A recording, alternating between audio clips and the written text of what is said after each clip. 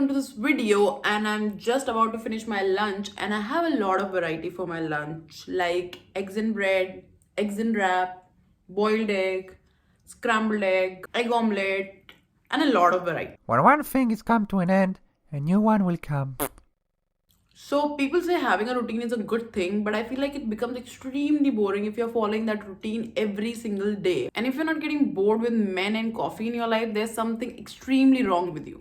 And today I'm going to be trying to fix my latter problem, which is the coffee, because I literally have a routine: lunch, dessert, coffee, lunch, dessert, coffee. And the coffee is also, there's no variety in the coffee, it's just the plain espresso. And I really want to jazz up my coffee and try the coffees around the world so that maybe I'll find something that I like more than espresso. That itself is going to be a tough competition because I have yet not found any coffee better than double espresso.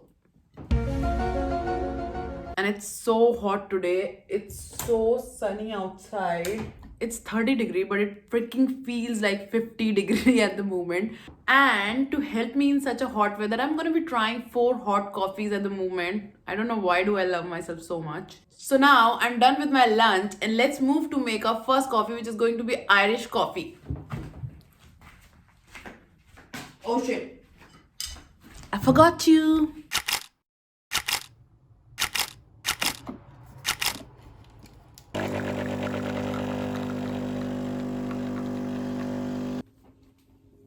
There are different ways of making an Irish coffee. Some of them use the freshly brewed hot coffee. Some of them use the espresso. So today here I'll be using some espresso. To that I'll add some whiskey, some sugar and top it up with the whipped cream. So while I'm making this coffee, let me tell you something about the Irish coffee. So the first thing that I really wanted to know whether this Irish coffee is actually Irish or is just like the chicken tikka masala. So to that I found out, drum rolls, this coffee is actually Irish.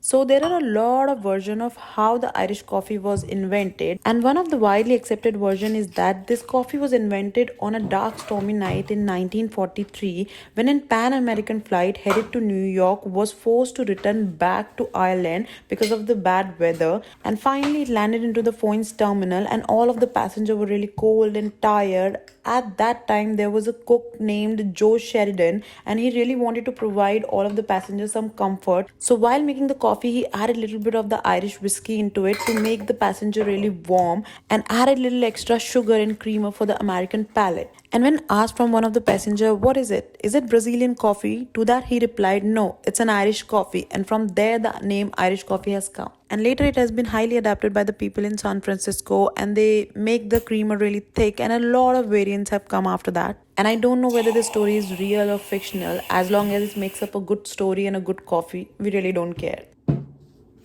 Can we take a moment to just admire this beautiful coffee? I mean, it looks awesome.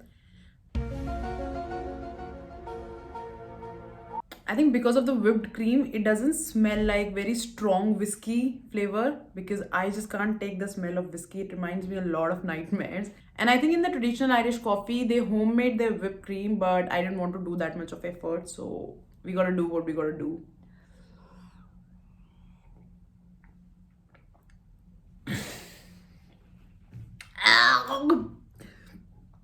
It smells very strong of a whiskey. Maybe because I think they told me to put like 1 spoon of sugar. Maybe I'll mix this whipped cream.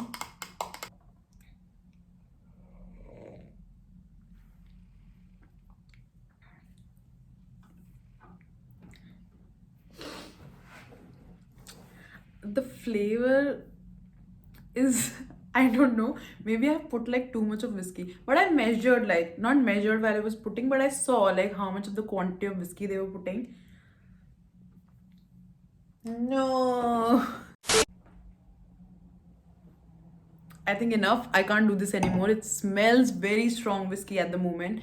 So let's move to the next coffee, which is Yin Yang from Hong Kong and which is also commonly known as Kopi Cham in Malaysia. I still cannot figure out whether this is the coffee from Malaysia or from Hong Kong. If anybody of you knows, please do let me know in the comment down below.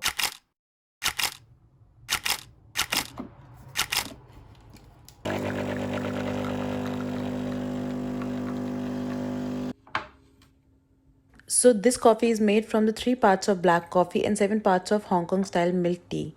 Now don't ask me how did I measure that because even I don't know it. And the Cantonese name of this coffee, yin yang, refers to Mandarin ducks, which usually appears in pairs, and the male and the female look very different.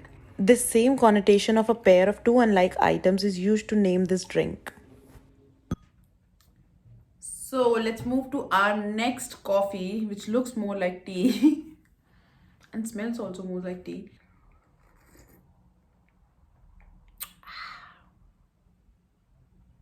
It's actually very confusing. Like, I cannot figure out whether I like this or not. I think sugar I've put according to my liking, so it's not too sweet. I'm confused whether it tastes like tea or it tastes like coffee. But I think because of the quantity of the tea, it more satisfy my tea cravings as compared to my coffee cravings. But surprisingly, it's not bad actually, it's really good.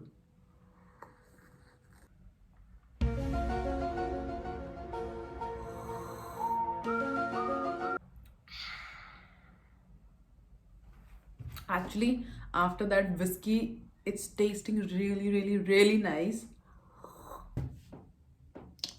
So now let's move to the third coffee, which is from Vietnam, known as Cafe Trung.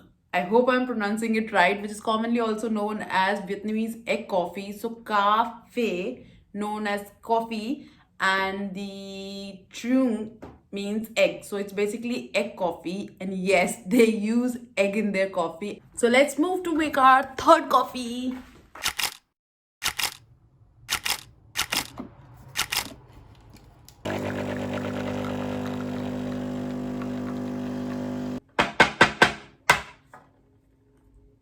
So, the Vietnamese egg coffee is made by beating an egg yolk with a sweetened condensed milk for about 10 minutes until it makes an airy, creamy, and meringue like fluff. And then this fluff is slowly poured on the top of a hot espresso or iced coffee in whichever form you want to have it. So while I'm mixing this egg and condensed milk, I'll tell you how this coffee got invented. So the Vietnamese coffee was first created in Hanoi in 1946 due to the severe shortage of the milk caused by the French War, also known as Indochina War. So there was a bartender named Nguyen Vang Giang, and the substitution of egg for milk was the brainchild of his idea. And since then, it became quite a breakfast staple. And in the modern Vietnamese egg coffee, they added the condensed milk and a little bit of sugar to make it more into the dessert side. So finally, the Vietnamese egg coffee is ready. Actually, when I saw in the pictures in the making process, the it was upside down. The coffee was down, and the I think the beaten egg and the condensed milk was on the top. And because maybe I think that I have used the unsweetened condensed milk and I added a little bit of sugar, maybe because of that it went down. It's like upside down Vietnamese egg coffee. I don't know. Maybe I'll just try. Maybe I'll mix it.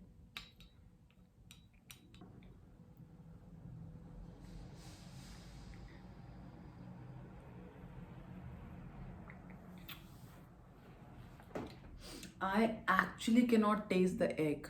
I was actually worried about this coffee because I can't eat the raw egg at all. I literally want my boiled egg to be extra boiled egg and like my scrambled egg to be little burnt. And I can't even take the runny yolk. So I thought this is going to be very smelly or something. And it's so tastier and creamier and better than the cafe au lait. But the only thing is like it's a little bit sweet for me because I think the condensed milk itself was a little bit sweet and I added the sugar or I don't know. But this is sweet for me.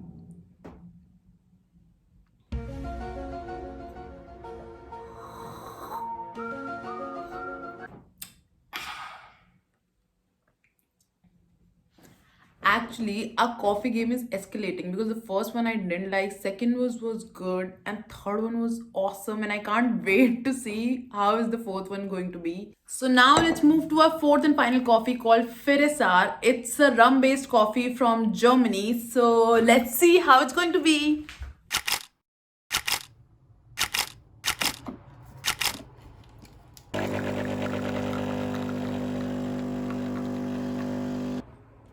So this German coffee simply consists of coffee, sugar, and a splash of rum, and top it off with the whipped cream. So this drink originally comes from North Frisia and was invented in the 19th century during a christening. At that time, the local congregation was led by Pastor Gustav Bier, who was strictly against of drinking alcohol.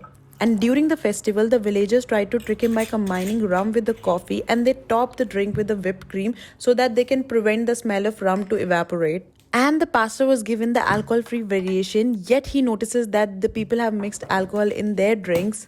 And after knowing that, he exclaimed, "You Pharisees!" And as a biblical reference, they were criticized for their hypocrisy and perjury.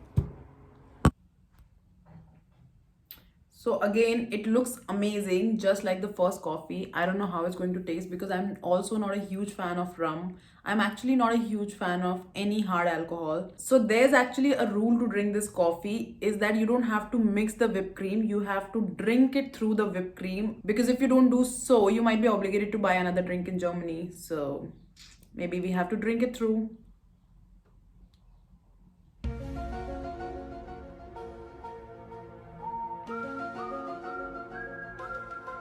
I feel like the amount of rum is perfect here, because I think the sweetness and the bitterness of the coffee and the flavor of the whipped cream doesn't let the flavor of rum overpower. Maybe, yeah. Because the Irish one, it just hit me so hard I couldn't even taste the coffee there. Maybe the amount of rum I have put is just perfect here.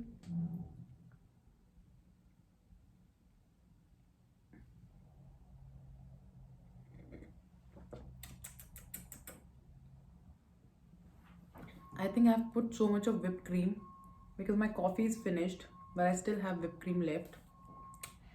And I don't know whether I'm drunk or caffeinated. Look at my face, man. Why am I looking so red? It's so hot. So finally, I'm finished with my last hot coffee, and as expected, my body is feeling so hot at the moment. So now let's move to the biggest question. Is there any of these coffee which can replace espresso for me? So the answer is going to be, as expected, no. Because all of these coffees were good on their own, but none of these coffee has given me straight up coffee which I want after my food. Because after eating my food, I feel really lethargic and sleepy, and after drinking my coffee, nothing helps, but still. So sadly, nothing is going to replace my espresso. But wait, why do something has to replace another thing? Because people think hobbies, tastes, coffees can add up in your life. So none of these coffees I'm gonna have after my lunch, but I can add up to different occasions and different times in my life. So the coffee with the rum I can drink when I'm out in Germany. I want to get drunk but yet want to have coffee. Kind of a confusion. And the Vietnamese coffee, the coffee with the egg, I can have it when I want some extra protein in my diet and I want something sweet, custardy, dessert kind of a feeling. And the Malaysian slash Hong Kong tea slash coffee, I can have whenever I want to have tea, but I'm not looking forward something outright tea, but I want something of the hybrid. I can have that. And the Irish coffee that contain the whiskey, I can have it when I literally want to torture myself. So yes, this is it for the video of me trying hot coffees around the world, and I had a wonderful time making them and trying them. And now I'm gonna try 4 cold coffees around the world, which you will be seeing in the next video, because now my body is in the desperate need of cold coffees because I'm feeling so fucking hot at this time. So see you next time in the next video, and if you like this video, like, share and subscribe, and thank you so much for watching. See you next time.